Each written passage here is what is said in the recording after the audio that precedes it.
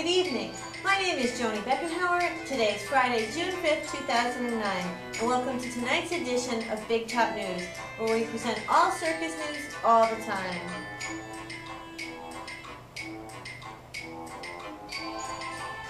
Okay, for tonight's stories, we have an interesting lineup, which includes a little history of the early years of the circus. We'll also examine some trends in the circus. We have our feature story from our field reporter, Janelle Huffiger. And finally, we'll wrap up the night with local circus jobs. Stay tuned.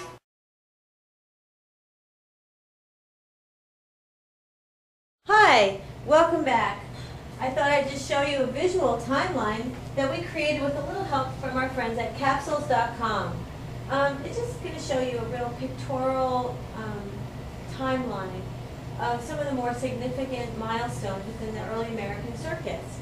First we have 1793, John Ricketts, the founder of the American circus. Then as we go through, we have 1796, the first elephant. 1797, our first circus parade. I don't know if you can tell, but this is 1810, and this is when P.T. Barnum was born. We'll cruise along a little bit more. Here we have, in 1825, Joshua Purdy Brown put up the first circus tent.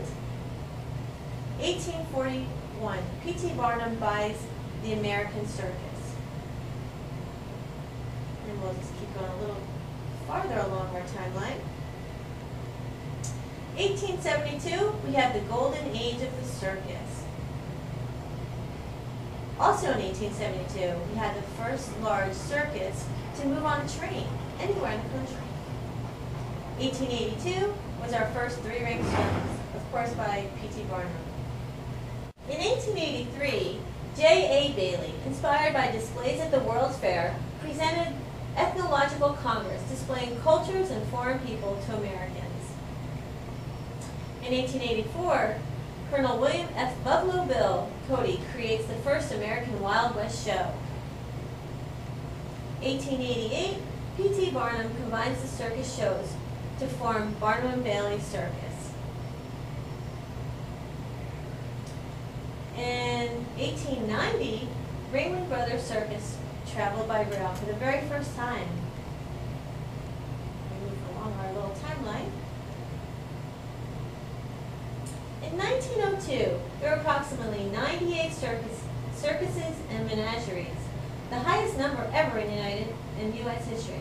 38 traveled by rail, and 7 traveled coast to coast. In 1907, Ringling Brothers acquired Barnum and Bailey Circus for $410,000.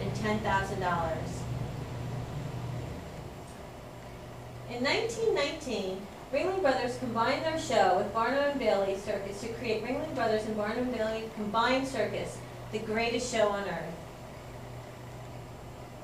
Whoa! In 1921, the American Circus Corporation is formed. In 1929, John Ringling buys the American Circus Corporation and Buffalo Bill's Wild West show. Jumping all the way up to 1950, and sort of the conclusion of our timeline, is when the circus started traveling by truck, and they started driving. They eventually did go back to train, but that was kind of the end of the golden era. And that kind of brings us where we are today, to the modern American circus.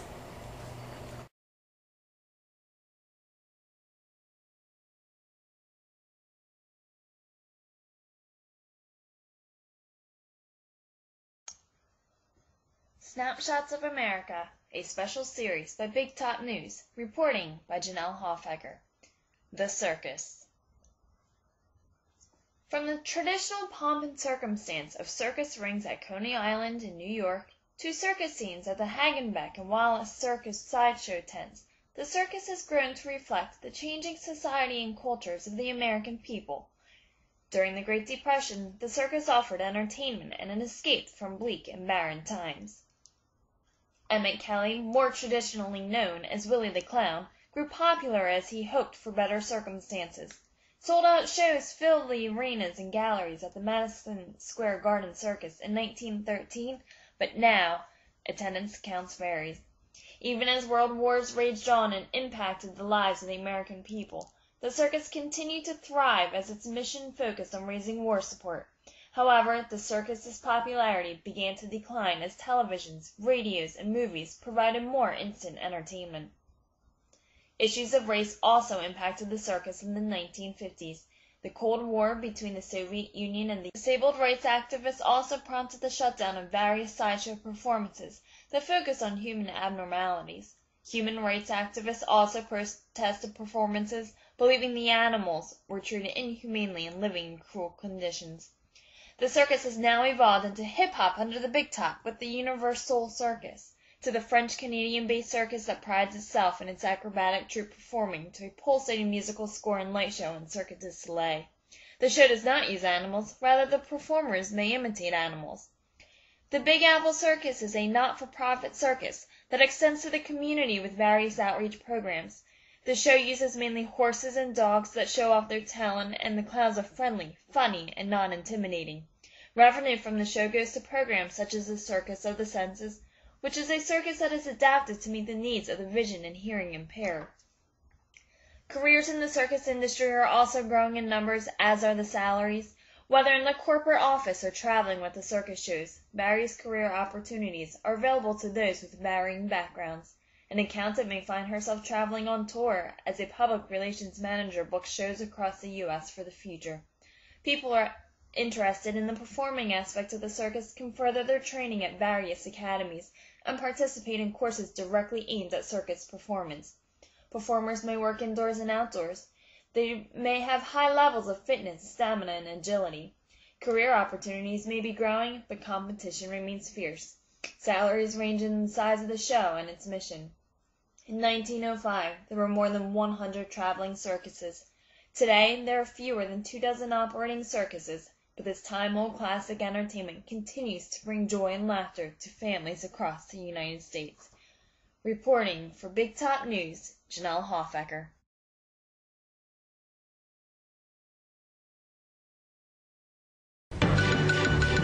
If the bleak job market has you wanting to run away and join the circus, you're in luck.